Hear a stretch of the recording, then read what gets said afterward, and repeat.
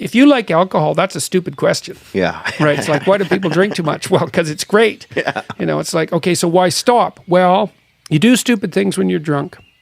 You hurt yourself. You compromise your health. It's really hard on the people around you. You tend to turn into a liar, and it screws up your life. Yeah. It's like, yeah, but it's pretty fun. Yeah, well, it is. But you need something better than that. And what's better isn't being straight and not making mistakes. It's like that's all prohibition in some sense. What's better is, no, you need an adventure, man.